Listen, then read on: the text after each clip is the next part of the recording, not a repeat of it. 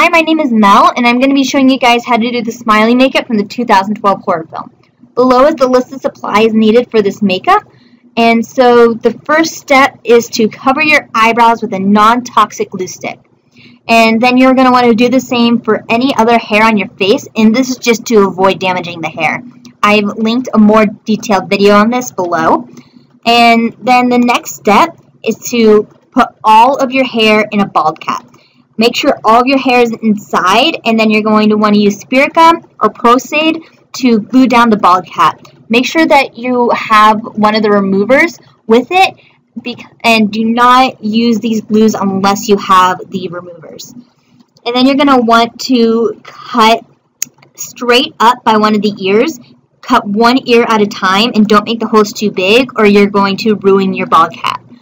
Once all of the glue is dry, take strips of the masking tape and start with the nose, then the eyes, and then work your way around the face.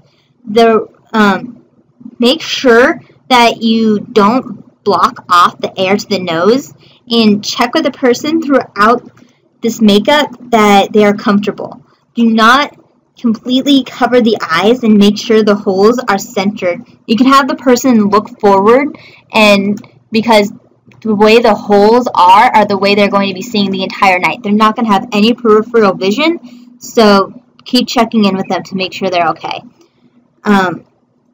Next, cover the face with latex. Many people are allergic to latex, so even though there's masking tape all over the face, it's very important to check. And be very careful as you get close to the eyes. For most of the face, I used a makeup sponge, but as I got closer to the eyes, I just used a Q-tip. And then after you've covered the entire face with latex, let that layer dry, and then go one section at a time with covering that section with wet latex, and then peel the tissue in half and get to the smallest layer and use that on the latex, and that will smooth out any wrinkles that the masking tape has given. Then you are going to want to wait for it to dry and use your finger to go up underneath the mask to lift it up enough so that you can put your scissors underneath it and very carefully cut out the smile. And it's okay if it's a little messy because you won't be able to see the smile too much after it's done. Then you're going to take a foundation stick for the bald cap. A foundation stick is really good because it covers it up really well. I've used different foundations for this, and it's not worked as well as a foundation stick. And I just used a Ben Nye cream foundation for the rest of the face and blended them together. Then I used a red and black and tan cream to give some shape and dents into the head. And then I took my brown cream again and started to fill in the mouth and the eyes. You could do this before. I didn't, but if you would like to, it could make this step a little bit easier. After that, then you're going to want to take your stipple brush, and with your stipple brush, I suggest rounding off the edges. It makes it give a better shape when you're putting down the makeup. Then with your stipple brush, you're going to use reds and pinks, deep reds, and you're going to start with those and focus around the mouth and the eyes, and then spread around to the ears and the head and the back of the head and the neck. And then you're going to add in some darker colors like some blacks and some browns. And then you're going to use a cream eyeliner for the stitches.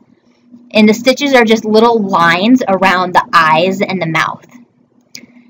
And then once you are done with that, you get to use your fake blood. Make sure when you are using your fake blood that you read the label. A lot of bloods are safe for use near the mouth, but not in the mouth. Some of them are not safe for use near the mouth at all. Make sure you read it. I used a scab blood. There's also some that are just more liquidy. I can link a video with more details on the different types of blood. I felt as though the scab blood worked the best for this makeup. One reason is because once it starts to dry, it will actually dry and harden and keep its shape and its look. A lot of bloods will not do that. And if you want the back of the neck to not look like it's coming up the whole night, you could do the same thing you do at the front with using the masking tape and putting the tissue over it in the foundation. Just make sure that if they have any hair on the back of their neck, you use a glue stick first, because it will hurt for them to take it up if there's a lot of hair there. And I did feel as though that my mouth was too short, so I used my fake blood and brought the mouth up a little bit more.